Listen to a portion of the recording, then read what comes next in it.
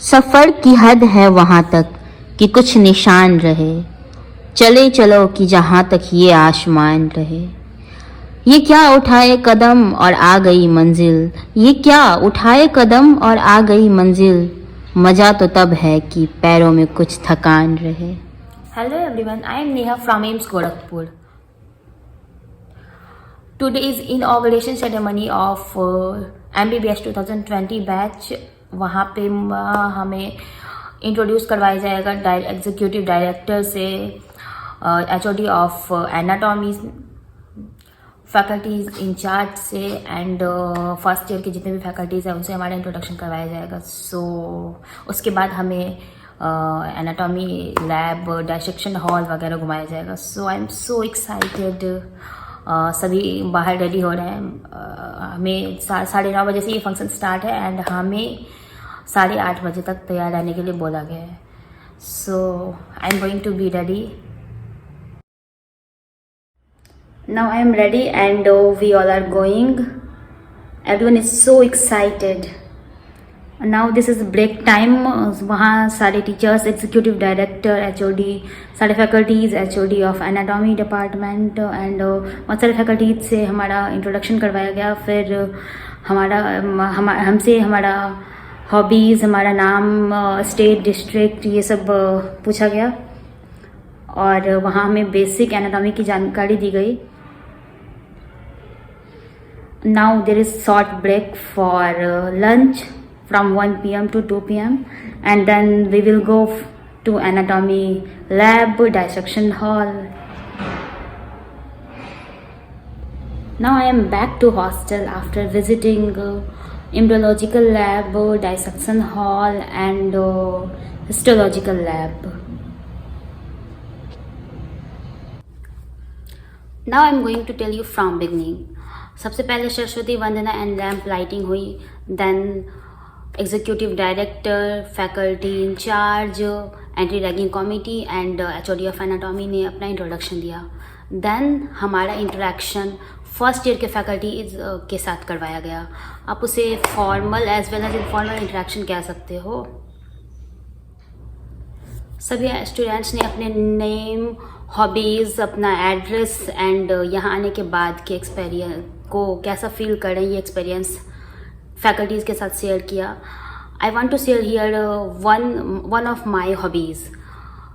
I like to compose poems. मेरी बचपन से, मैं 3rd क्लास से मुझे पोएम लिखने का शौक़ है. ऑलमोस्ट मैंने अभी तक 50 पोएम्स लिखे हैं. This is something about me. अब बात करते हैं मेडिकल कॉलेज की सबसे इंटरेस्टिंग चीज़ की, जिसके लिए आप लोग बहुत ज़्यादा एक्साइटेड हो एंड आपसे भी बहुत ज़्यादा मैं इसे फील करने के लिए एक्साइटेड थी. Yes, that is the labs, dissection halls. Oh god, जो आज तक सोशल मीडिया पे मैं देखती आती थी, आज वो मैं सामने देखूंगी, अपने सामने, अपनी आँखों के सामने देखूंगी. Oh God, I am so happy. ऐसा लग रहा था जैसे मेरा सपना आज पूरा हुआ है. ये document verification, admission procedure, this all are formalities. The main thing is academics that which I am going to get from today. Thank you God. मैं काफ़ी एक्साइटेड थी anatomy lab, dissection hall, models वगैरह देखने के लिए. But at the same time I was little bit confused that how will I react. जब मैं cadaver को, डेड बॉडी को देखूंगी तब मैं कैसे रिएक्ट करूंगी, कहीं मैं बेहोश तो नहीं हो जाऊंगी. मैं आपके साथ एक इंसिडेंट शेयर करना चाहती हूँ. 2019 में जब मैं गोल्ड इंस्टीट्यूट में पढ़ रही थी तो उस टाइम मेरी तबीयत अक्सर ख़राब रहती थी. एक बार मैं अपनी वार्डन के साथ IGIMS आई थी अपना ट्रीटमेंट करवाने. तो वहाँ पर एक बूढ़ी लेडी थी, मतलब उनका ब्लड सैंपल लिया जा रहा था और ब्लड आ नहीं रहा था. तो बहुत टाइम लग रहा था ब्लड लेने में और उन आंटी को बहुत पेन हो रहा था. वो बहुत काफ़ी बूढ़ी थी. तो उसके बाद मेरा नंबर था, तो मैं वहाँ खड़ी थी. मैंने सोचा कि मुझे ये देखना चाहिए because I want to be a doctor. So मुझे इतना स्ट्रांग होना चाहिए. तो मैं वहाँ खड़ी थी और देखते देखते मैं बेहोश हो गई. सो ये डर था कि वहाँ जाने के बाद अचानक से मैं कैसे रिएक्ट करूँगी, मतलब जब मेरे सामने डेड बॉडी, मेरे सामने कैडेवर आएगा, हाउ विल आई रिएक्ट, क्या होगा, मैं कांपने तो नहीं लगूँगी, कहीं बेहोश तो नहीं हो जाऊँगी, पता नहीं क्या होगा, मतलब समझ नहीं आ रहा था कैसे रिएक्ट करूँगी। जब मैं डाइसेक्शन हॉल में इंटर की तो सामने बहुत सारे टेबल्स थे, कुछ पे बोन्स रखे हुए थे और एक टेबल था जिस पे कुछ रखा था और ऊपर से वाइट क्लॉथ से ढका हुआ था। Anyone can guess what is that? Of course that is cadaver. उस वाइट क्लॉथ को हटाया गया and I am shocked that I was normal. मैं डरी नहीं। Maybe this was due to curiosity to learn. तभी हमें डाइसेक्शन करना नहीं था, बस हमें दिखाया जा रहा था और हमें फैकल्टीज़ ने डाइसेक्टिंग टूल्स खरीदने के लिए कहा जिससे आगे हमें डाइसेक्ट करना होगा। फैकल्टीज़ ने हमें कहा कि जब हमारा डाइसेक्शन जब हमें करवाया जाएगा तो हमें खाना अच्छे से खाकर आना है, बिकॉज कई तो ऐसे ही बेहोश हो जाती है वहाँ पर। और पता है ये सब काफ़ी नया लग रहा था, एक अजीब सी खुशी लग रही थी। ऐसा लग रहा था जैसे I have gained something for which I was struggling for years. I have gained today that. अभी आप सोच रहे होंगे कि आपको कैडेवर्स को देख कर डर लगेगा जब आप पहली बार देखोगे, बट जब आप यहाँ आओगे ना तो आप you will be very curious to see all these as soon as possible. आपको वहाँ डर नहीं लगेगा। You will respect those cadavers instead of fearing because you are going to learn many things from them. वहाँ में faculties ने बताया कि कॉलेज में ज़्यादातर बॉडीज़ डोनेटेड बॉडीज़ होती हैं जो रिचुअल्स ना करके हमें सीखने का मौका देती हैं। So we should respect them a lot.